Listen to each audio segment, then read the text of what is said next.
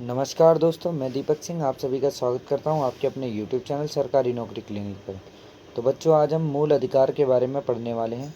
आपने अभी तक हमारा चैनल सब्सक्राइब नहीं किया, चैनल को सब्सक्राइब करें और बेल आइकन प्रेस कर लें, जिससे आने वाले वीडियो में आपको नोटिफिकेशन प्राप्त हो।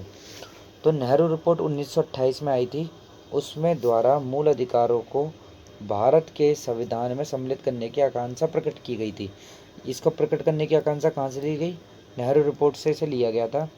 भारतीय संविधान में भाग 3 के अंतर्गत अनुच्छेद 12 से 35 में मौलिक अधिकारों का वर्णन किया गया है, जो निम्नलिखित है: समानता का अधिकार, स्वतंत्रता का अधिकार, शोषण के विरुद्ध अधिकार, धर्म की स्वतंत्रता का अधिकार, संस्कृति और शिक्षा संबंधी अधिकार एवं संवैधानिक उपचारों का अधिकार। ये 6 अधिकार हमें प्राप्त हैं। मूल संविधान में हमें 7 अधिकार प्राप्त थे।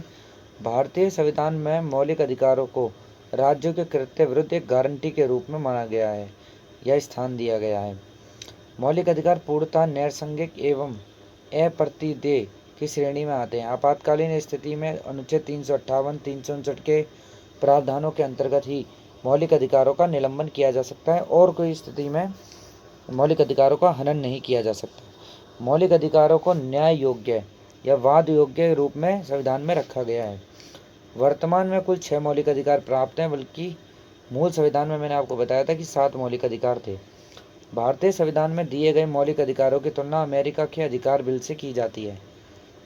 यह क्वेश्चन बहुत बार पूछा जा सकता है विभिन्न क्वेश्चनों में कि अमेरिका के जो अधिकार बिल है उसकी तुलना भारत के किस चीज़ से की जाती है।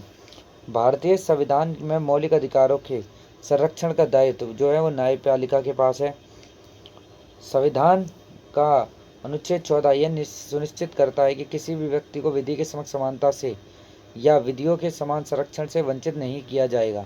इस रूप में अनुच्छेद 14 विधायन सत्ता पर नियंत्रण लगाता है। भारतीय संविधान में समानता के अधिकार को 14 से 18 तक कुल 5 अनुच्छेदों में वर्णित किया गया है। जिसमें क्या क्या लिखा हुआ है समानता के अधिकारों में? इसमें लिखा है कि विधि के समक्ष समानता होगी अनुच्छेद 14 में। धर्म, मूल, वंश, जाति, लिंग, जन्म स्थान के आधार पर विभेद का परिच्छेद अनुच्छेद 15 में। लोक नियोजन के विषय में अवसर की समानता अनुच्छेद 16 में लिखा है। अस्पृश्यता का अनुच्छेद 17 में लिखा हुआ है। उपाधियों का 18 में लिखा हुआ है। अनुच्छेद 19 से 22 में स्वतंत्रता के अधिकार को वर्णित किया गया है। किसको वर्णित किया गया है? स्वतंत्रता के अधिकार को वर्णित किया गया है। अनुच्छेद 19 के अंतर्गत अभिव्यक्ति की स्वतंत्रता सहित कुल 6 प्रकार की स्वतंत्रताएं दी गई हैं। अनुच्छेद 19 में 19 के 1 के का में लिखा है कि निहित वाक एवं अभिव्यक्ति की स्वतंत्रता के अंतर्गत ही समाचार पत्रों की स्वतंत्रता भी निहित मानी जाती है। समाचार प्रेस की स्वतंत्रता किसमें है? 19(1) के का में। संविधान के अनुच्छेद 1 के खा में शांतिपूर्वक एवं निरायुध सम्मेलन की स्वतंत्रता है। अनुच्छेद 1 के गा में संगम या संघ बनाने की स्वतंत्रता है। अनुच्छेद 1 के गा में भारत के राज्य क्षेत्र में सर्वत्र आवास संचरण की स्वतंत्रता है। अनुच्छेद 21(1) के डा के तहत भारत के राज्य क्षेत्र के किसी भाग में निवास करने, बस जाने तथा कुछ भी अनुच्छेद 1 के जहाँ में लिखा हुआ है वृत्ति, व्यापार या कारोबार करने की स्वतंत्रता है देश के किसी भी कोने में। अनुच्छेद जो 44 संविधान संशोधन अधिनियम 1978 के अनुसार अनुच्छेद 1 के चा का लोप कर दिया गया है। अनुच्छेद 1 का से लेकर जहाँ तक दी गई सब विभिन्न स्वतंत्रताएं पर 19(2) से लेकर 19(6) में दी गई विभिन्न आधारों पर निबंधन आरोपित है। अनुच्छेद 20 का संबंध अपराधों के दोष सिद्धि के संबंध में संरक्षण से है। अनुच्छेद 21 का प्राण एवं दैहिक स्वतंत्रता के संबंध से संरक्षण में है। अनुच्छेद 21 के काम में शिक्षा के अधिकार को बताया गया है। अनुच्छेद 22 में गिरफ्तारी और निरोध से कुछ दशाओं में संरक्षण से है। अनुच्छेद जो 24 है उसमें 14 वर्ष से कम आयु के बच्चों को कारखानों, खनन आदि में काम जो करने से है उसका निषिद्धि बताई गई है। अनुच्छेद 23 में मानव दुर्व्यवहार एवं बलात्श्रम का प्रतिषेध बताया गया है। भारतीय संसद द्वारा निर्मित सिविल अधिकार संरक्षण अधिनियम 1955 के अंतर्गत भारतीय समाज में अस्पृश्यता को दंडनीय अपराध किया गया है। भारतीय संविधान के अनुच्छेद 21 में प्रयुक्त दैहिक स्वतंत्रता शब्दावली में संचरण अर्थात कहीं भी जाने का अधिकार यानी विदेश भ्रमण भी शामिल है। उच्चतम न्यायालय ने जीवन साथी चुनने को मूल अधिकार मानते हुए इसे अनुच्छेद 21 में निहित माना है। उच्चतम न्यायालय ने उन्नी कृष्णन बनाम आंध्र प्रदेश मामले में कौन से मामले में? उन्नीकृष्णन बनाम आंध्र प्रदेश मामले में संविधान के कार्य क्षेत्र का विस्तार कर शिक्षा के अधिकार को उसमें शामिल किया था।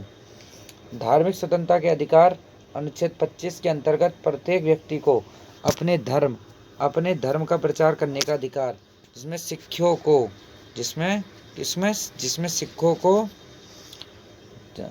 धर्म और आचरण करने का सिद्धांत, जिसमें सिखों को कृपाण धारण करने का अधिकार समाहित है।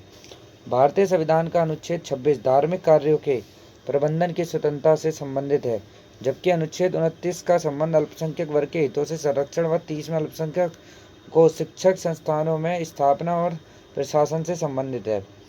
भारतीय संविधान के 44वें संविधान संशोधन 1978 में संपत्ति के अधिकार को मूल अधिकार से हटाकर 300 में विधिक अधिकार की श्रेणी में डाल दिया था। भारतीय संविधान के अनुच्छेद 32 के अंतर्गत संवैधानिक उपचारों का अधिकार उल्लिखित है। मूल अधिकारों के न्यायिक संरक्षण हेतु अनुच्छेद 32 के अंतर्गत उच्चतम न्यायालय तथा अनुच्छेद 226 के तहत उच्च न्यायालय की शक्ति प्रदान की गई है। सर्वोच्च अथवा उच्च न्यायालय कई प्रकार के विशेष आदेश जारी कर सकते हैं, जिन्हें रीट कहते हैं या प्रादेश कहते हैं। ये रीट क्या हो सकती हैं? इसमें बताया गया है कि बंदी प्रत्यक्षीकरण, इसके द्वारा न्यायालय किसी गिरफ्तार व्यक्ति को न्यायालय के सामने प्रस्तुत करने का आदेश देता है। यदि गिरफ्तारी का तरीका कानूनी या गैर कानूनी असंतोष हो तो न्यायालय बंदी को छोड़ने का आदेश दे सकता है। परमादेश भी एक रीट होती है। यह आदेश तब जारी किया जाता है जब न्यायालय को लगता है कि कोई सार्वजनिक पदाधिकारी अपने कानूनी और संवैधानिक दायित्वों का पालन नहीं कर रहा है, इससे किसी व्यक्ति का मौलिक अधिकार का प्रभाव हो रहे हैं, तब ये रीट जारी करी जाती है। प्रतिषेध, जब कोई निचली अदालत अपने अधिकार क्षेत्र का अतिक्रमण करके किसी मुकदमे की सुनवाई करती है तो ऊपर की अदालतें, उच्च न्यायालय, सर्वोच्च न्यायालय उसे ऐसा करने से प्रतिषेध आदेश जारी कर सकती हैं। अधिकार प्रतिष्ठा, जब न्यायालय को लगता है कि कोई व्यक्ति ऐसे पद पर नियुक्त हो गया है जिस पर उसका कोई कानूनी हक नहीं है, तब न्यायालय अधिकार प्रतिष्ठा आदेश के द्वारा उसे उस पद पर कार्य करने से रोक देता है। उत्प्रेषण क्या होता है? उत्प्रेषण होता है जब कोई निचली अदालतें या सरकारी अधिकारी बिना अधिकार के कोई कार्य करता है तो न्यायालय, उच्च न्यायालय, सर्वोच्च न्यायालय उसे समक्ष विचाराधीन मामले को उससे लेकर उत्प्रेषण द्वारा उससे ऊपर की अदालतें या अधिकारी को हस्तांतरित कर देता है। इसे पोस्टमार्टम के नाम से भी संबोधित किया जाता है। तो उस उत्प्रेषण को क्या कहते हैं? पोस्टमार्टम भी कहते हैं। संविधान के अनुच्छेद 352 के तहत राष्ट्रपति द्वारा आपातकाल की घोषणा किए जाने पर अनुच्छेद 358 के तहत अनुच्छेद 19 में वर्णित मूल अधिकार स्वतः ही निलंबित हो जाते हैं। क्या हो जाते हैं? स्वतः ही निलंबित हो जाते हैं। अनुच्छेद 20-21 को छोड़कर अन्य मूल अधिकारों को निलंबित करने की शक्ति राष्ट्रपति को अनुच्छेद 359 के तहत प्राप्त है। भारतीय संविधान में 44वें संविधान संशोधन के पश्चात अनुच्छेद 20-21 के अंतर्गत प्राप्त मूल अधिकारों को निलंबित नहीं किया जा सकता है। बच्चन सिंह बनाम पंजाब राज्य के मामले में उच्चतम न्यायालय ने बहुमत के निर्णय से यह अभी निर्धारित किया है कि मृत्यु कारित करने के लिए मृत्यु दंड का वैकल्पिक दंड अनुच्छेद 14, 19 और 21 का अतिक्रमण नहीं करता है और यह संवैधानिक है। तो आज की वीडियो में बस इतना ही। चैनल को लाइक, सब्सक्राइब और शेयर करें। धन्यवाद।